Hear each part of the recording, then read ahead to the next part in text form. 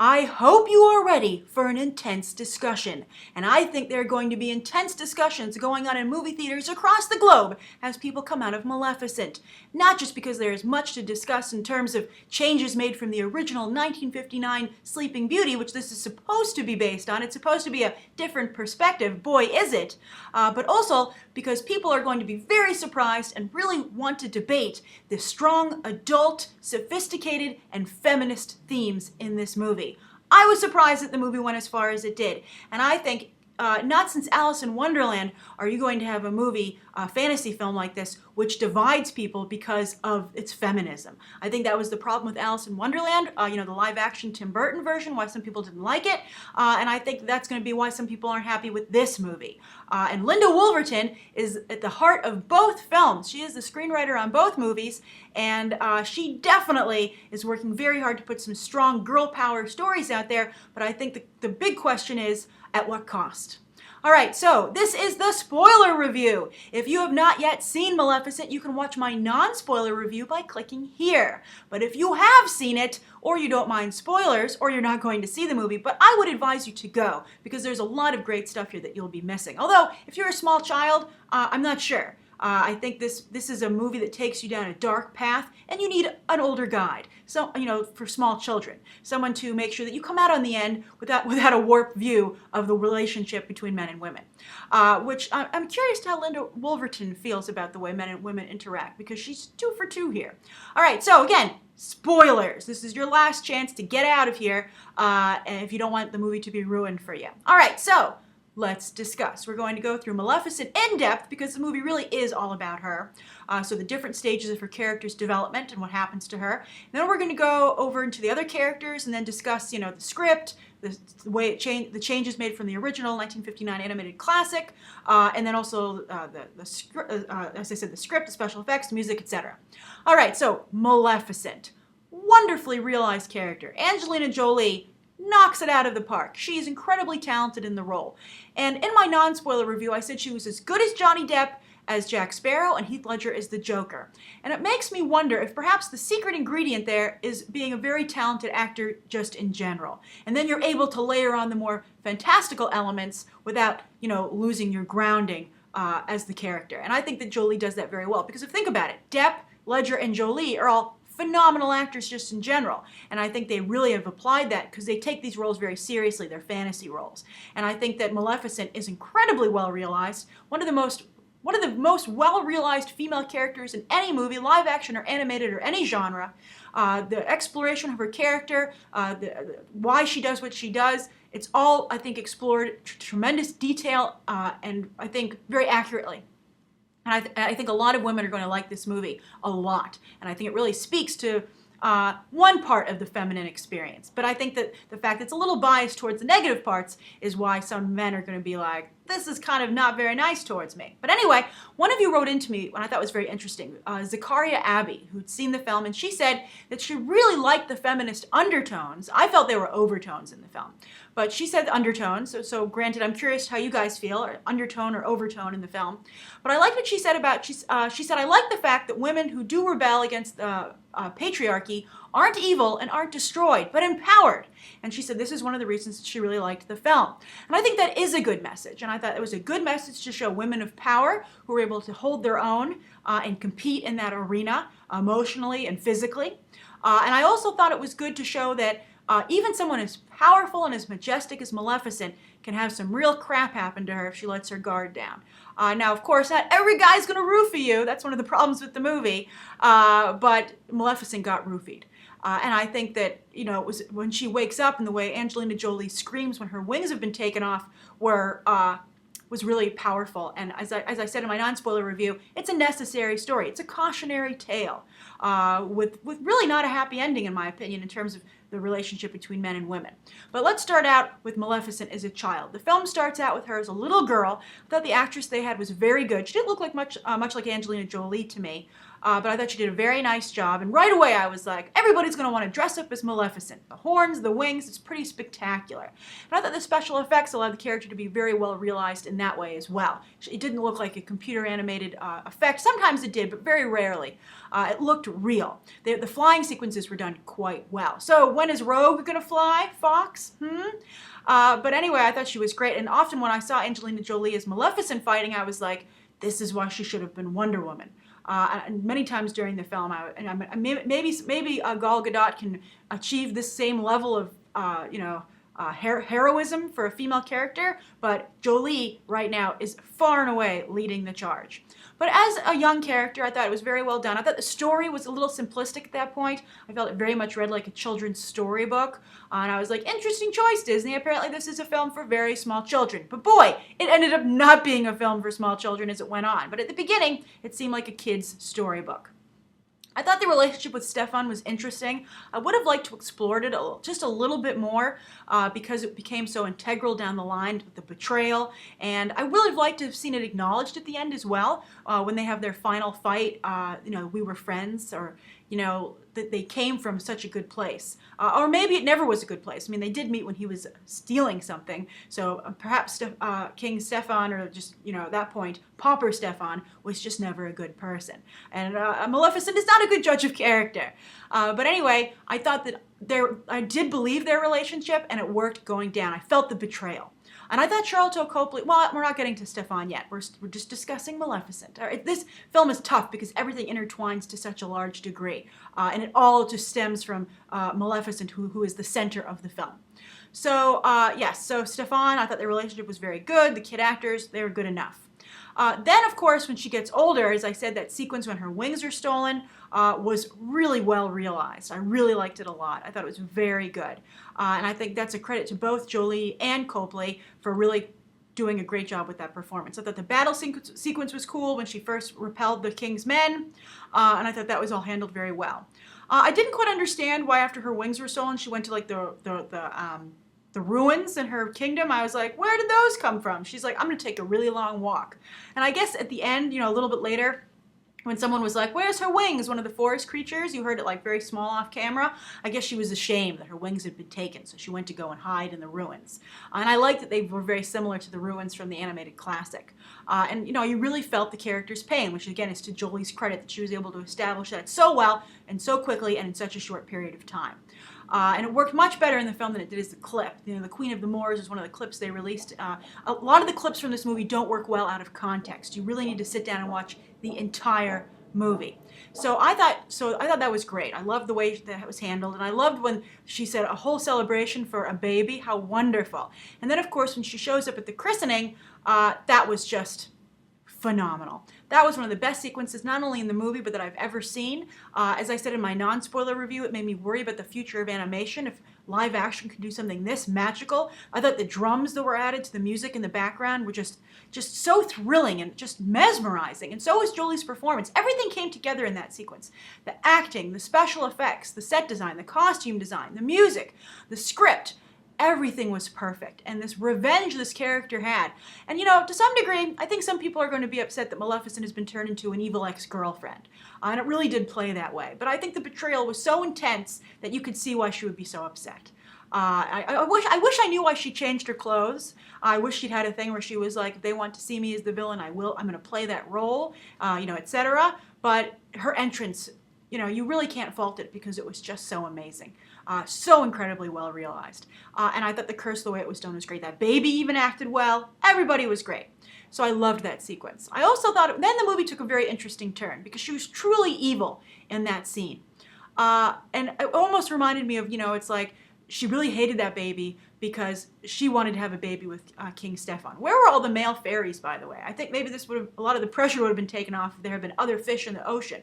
But there weren't. It was only King Stefan, apparently. But it really did have those elements of, the life that I wanted, the personal life that I wanted has been stolen from me. King Stefan was my love. We were going to maybe get married and have a kid, and now this other lady has it. He has it with someone else. And I think that's where a lot of her hatred for that baby came from. The missed opportunity for herself. And also there was the extension of King Stefan, and she really wanted to hurt him. And what better way to hurt him than to curse his baby? So great sequence. But then the movie took a very distinct turn and became a little bit more of a slapstick, lighthearted comedy with the way Maleficent would torture the three fairies. Very interesting choice to depict them as basically imbeciles. When later in the film, when King Stefan calls them idiots for not keeping a better eye on Aurora, I was like, that sounds harsh, but it's true.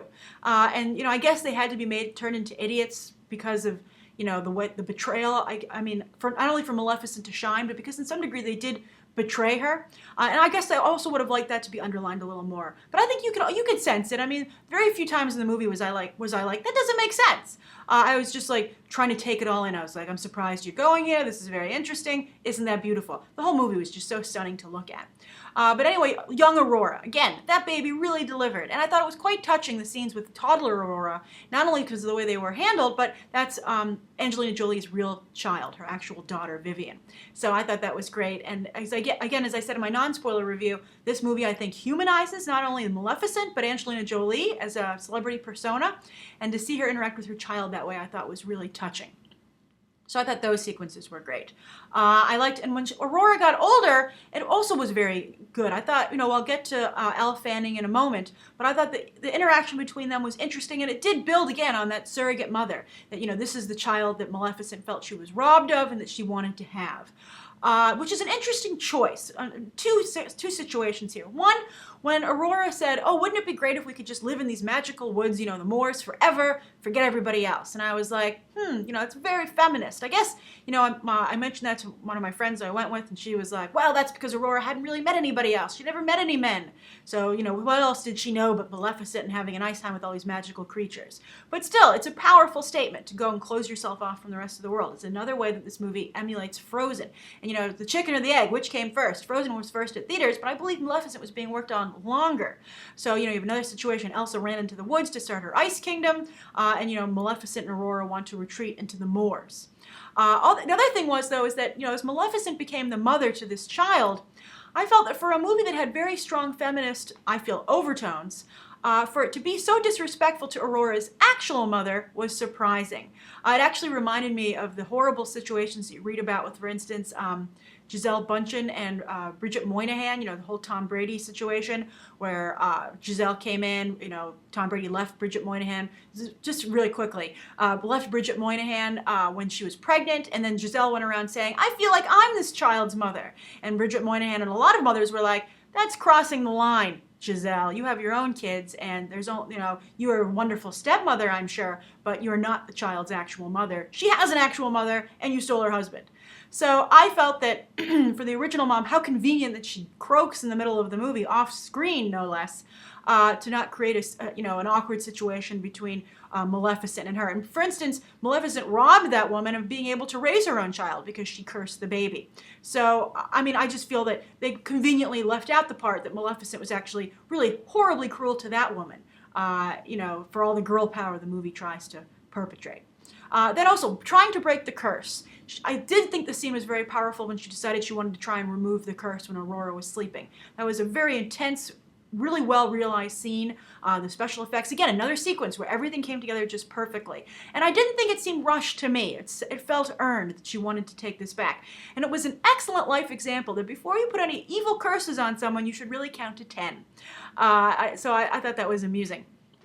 But I think it was very well handled. And again, Angelina Jolie sold the twists and turns of Maleficent's psyche, where she was going, where she was emotionally. Jolie sold all that, and I think that makes her, of course, integral to the success of the film. Then, of course, dealing with the actual curse. I thought it was, Prince Philip was a total throwaway, as I talked about in my non-spoiler review, and I think that if his role had been restored to its original grandeur, as it was in the animated classic, he is the best Disney Classics prince. He actually had a name, he had things to do, he had lots of dialogue. I think they had kept that element while still retaining everything else here.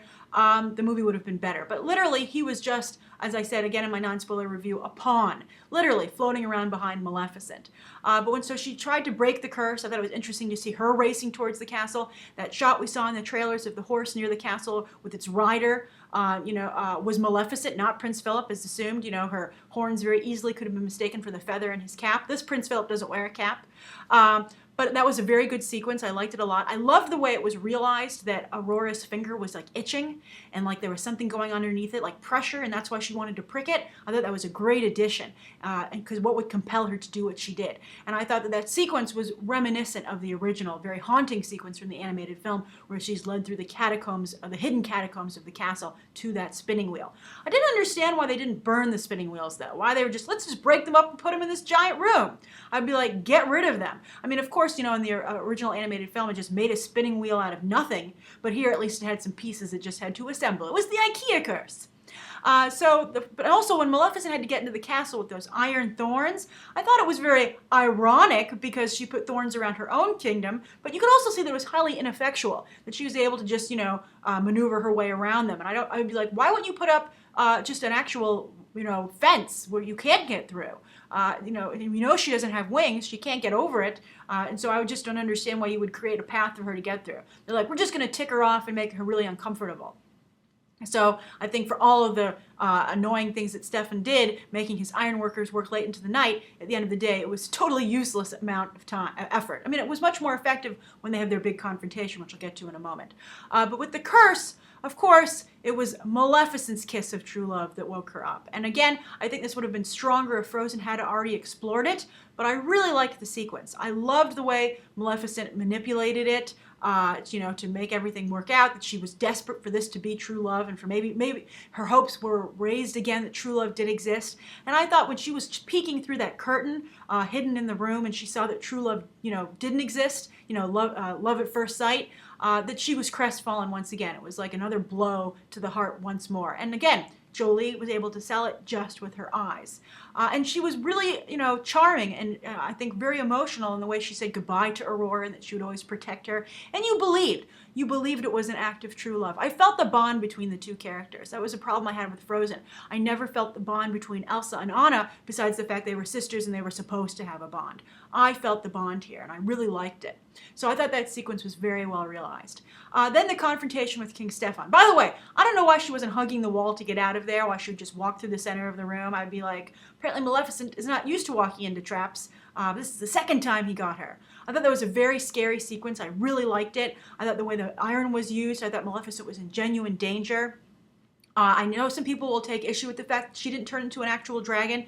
Diaval was turned into a dragon, but I think they did a good job establishing that he was the metamorph of the team.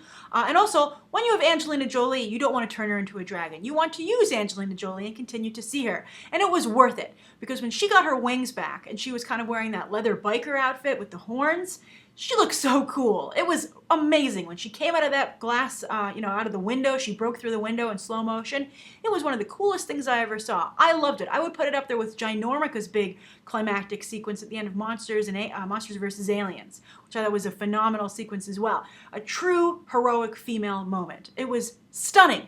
And I think that a lot of people, if they're going to dress up as Maleficent, that very well might be the version they dress up as. I thought it was so well realized. Great sequence.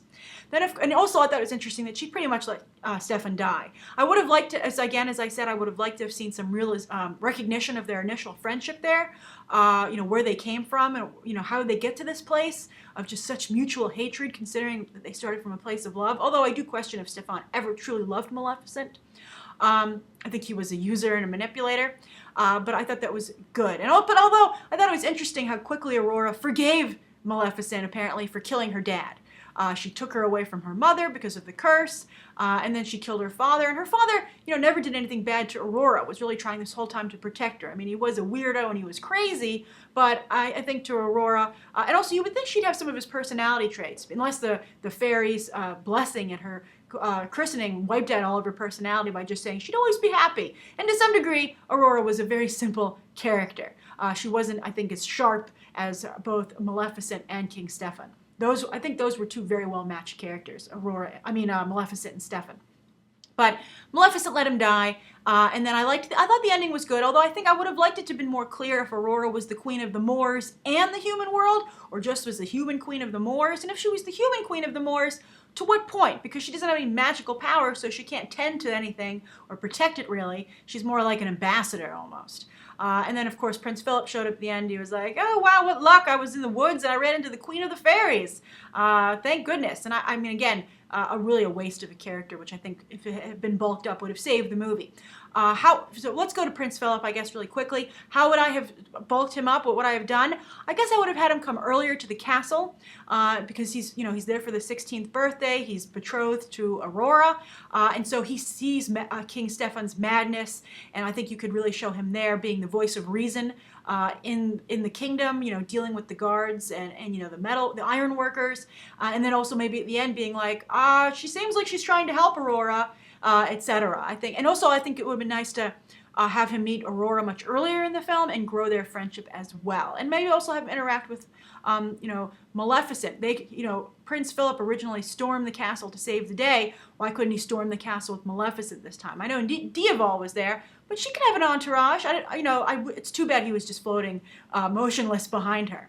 All right, so Prince Philip, that's basically he had nothing to do.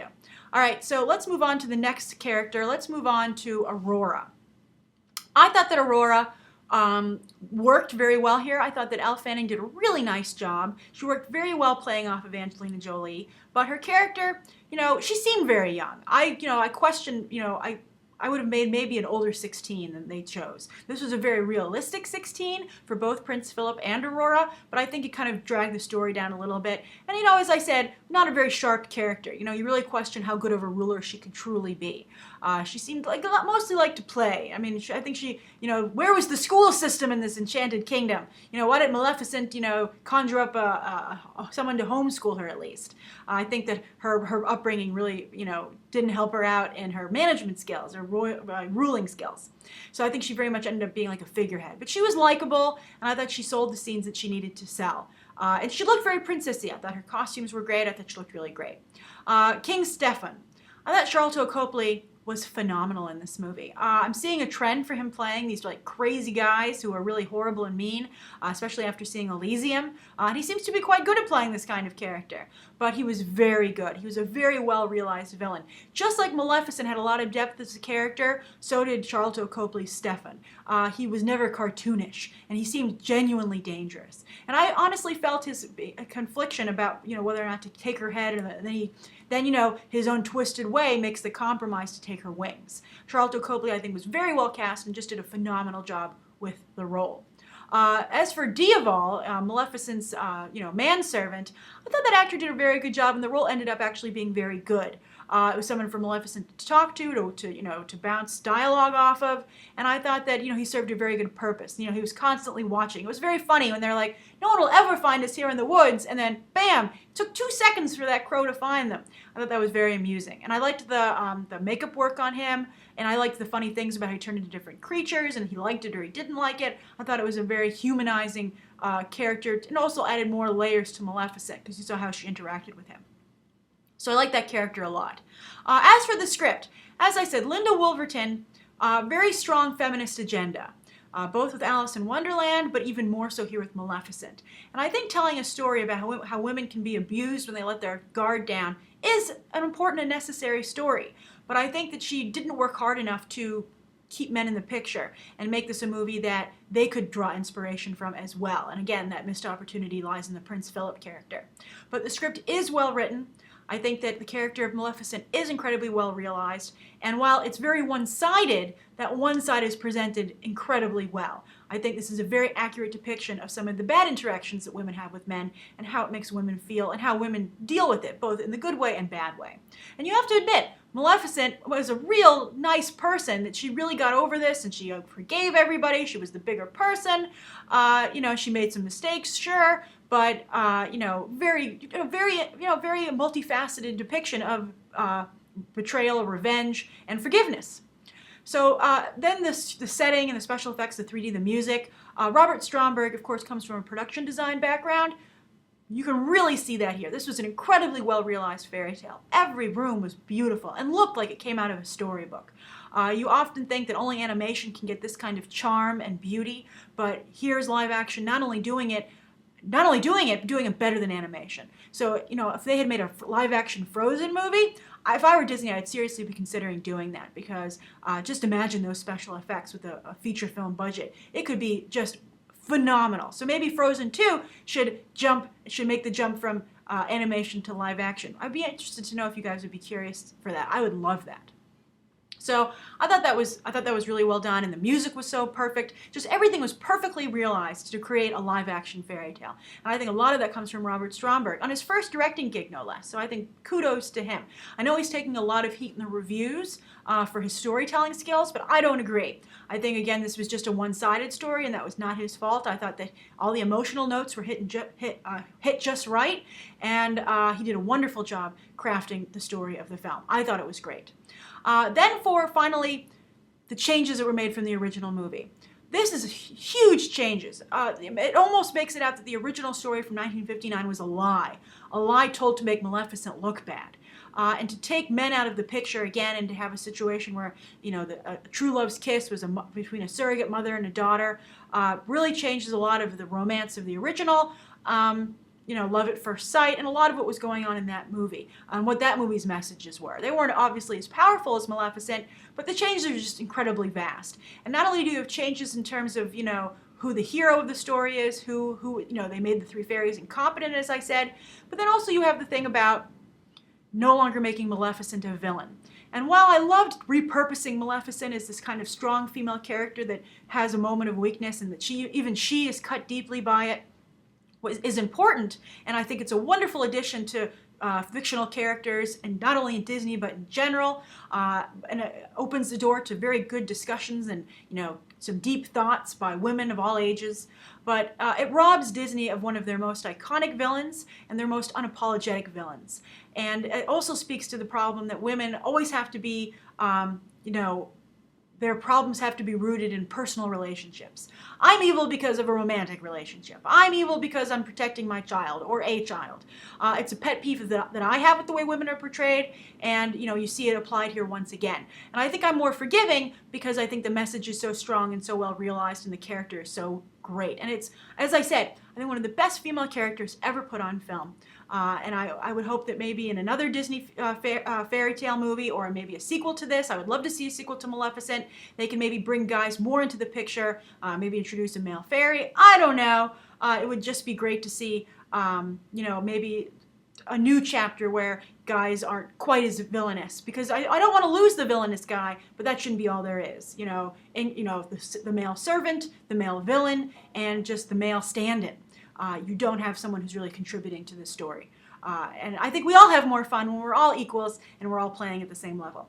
All right, so that's my spoiler review of Maleficent. Sorry I jumped around there a little bit, but as I said, everything is just so intertwined in that movie, it's hard to address specific points, specific areas individually. Please write down below what you thought of the film. I'm very curious to what people think of this movie. There's a lot to think about, so please write that down below. Thank you for tuning in, and you can check out some more episodes right now.